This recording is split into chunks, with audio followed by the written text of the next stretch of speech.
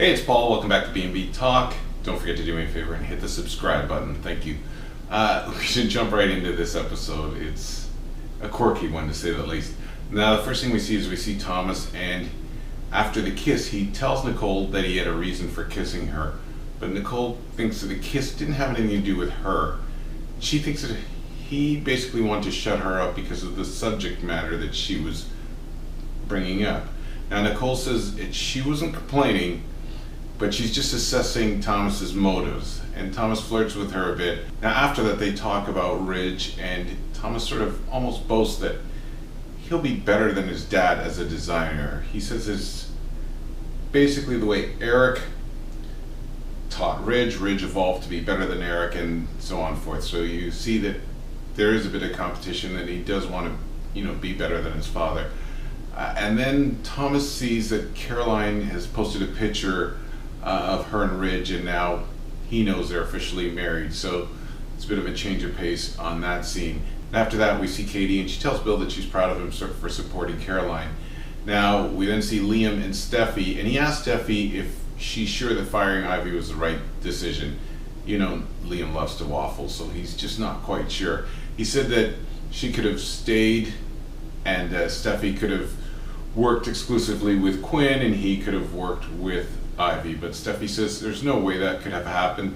She didn't trust her, and Liam reminds her that they made a pact with Wyatt and Ivy, and he wonders what Wyatt meant when he said that they were going to regret their decision. Now Steffi says if she doesn't trust Wyatt, then he's gone. So she's not really taking his threat seriously. Now we see Ivy and Wyatt, and she is fired up, and Wyatt says that Liam's whipped, and he also promises that he meant what he said when they would regret it. Now Ivy asks him for a little bit of insight, but he isn't quite ready to tell her what he's going to do. And after that, we see Katie and Bill, and they're talking about, ironically, and this will tie in, Katie needs a new project at Spencer, and she's bored. Now I'll circle back to that after.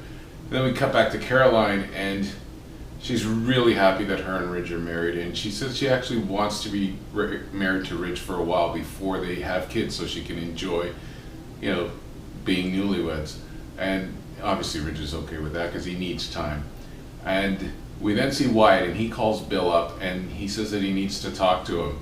Cut back to Steffi, and she thinks Wyatt won't do anything about his threat, and says that chapter's closed. But little does she know that Wyatt then tells Bill and Katie how Ivy was fired. He goes through the whole thing, and then he goes on about Liam.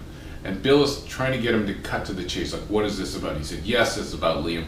Liam got to be vice president at Spencer, or president at Spencer, vice president at Forrester, and he's got nothing. And then he reminds his dad that he's got 12.5% stake in Forrester, and he said, what's that doing for you? It's doing nothing for you. Again, Bill says, get to the point, and Liam says he wants to start a design house to compete with Forrester, and he wants to take down Liam and Steffi for good.